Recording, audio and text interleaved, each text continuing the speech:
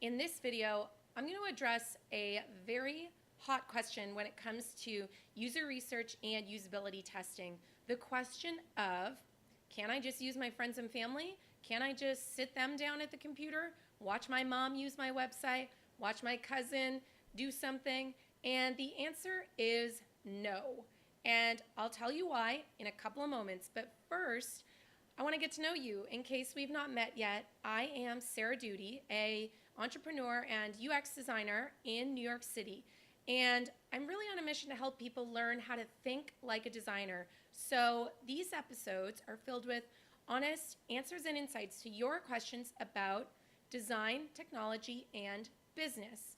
And if you want to learn more about user experience, I do a weekly UX newsletter every Friday. It's totally free.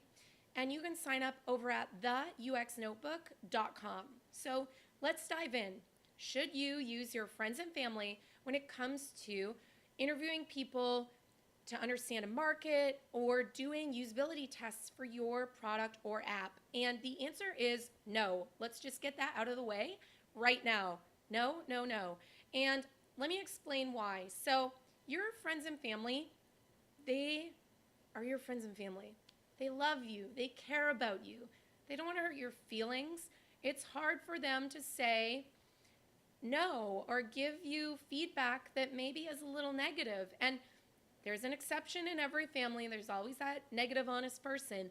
But you should not rely on your friends and family to do user research interviews and usability testing on your product or app. So let me tell you a story.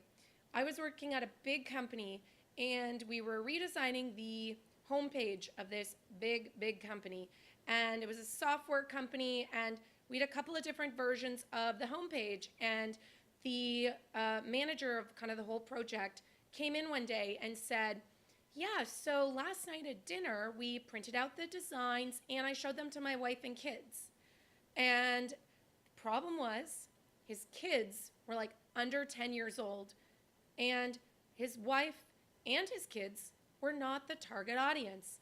They were not software developers who understood the language of the homepage. And there was nothing in common between this guy's wife and kids and the intended users of the website. So problem number one.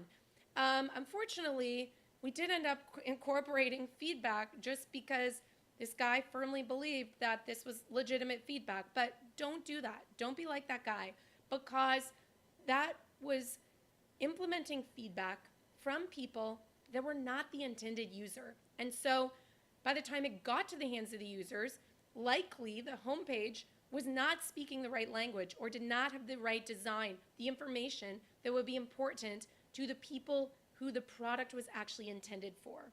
So another example, I was working at a startup and we would often post on social media, bracket, mostly begging, our friends and family to give us feedback about things we were working on. And I remember years after I had left that company, a friend of mine said to me, remember that company you were working at and how you used to always post about it? And I said, yeah. And she said, I'm so glad you don't work there anymore, because I would always tell you what you wanted to hear, but I didn't really understand the purpose of that. So that's what happens when you talk to your friends and family about your product. They want to be nice. They're your friends and family. It's hard for them to say, you know what? I don't really know why anyone would use that. And that's why we can't rely on friends and family. So I would make an exception though, and I will say this.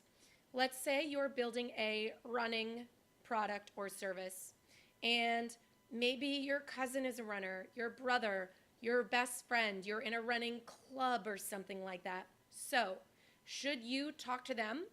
Yes, because they fit some of the profile of the type of person you'd want to talk to, but do not exclusively rely on them. You also need to get strangers because, for the same reasons I just mentioned, yes, their feedback will be a little bit more contextual because they in fact are into running, but they're still your friends and family. So balance the feedback between normal people And then if you do have close friends and family who are in the realm of what your target user would be, then sure, use them, but don't rely on them exclusively. So that's it for today. I hope that is helpful. Maybe it gives you some talking points for team members who firmly believe it's okay to ask, kids and cousins and grandma for feedback.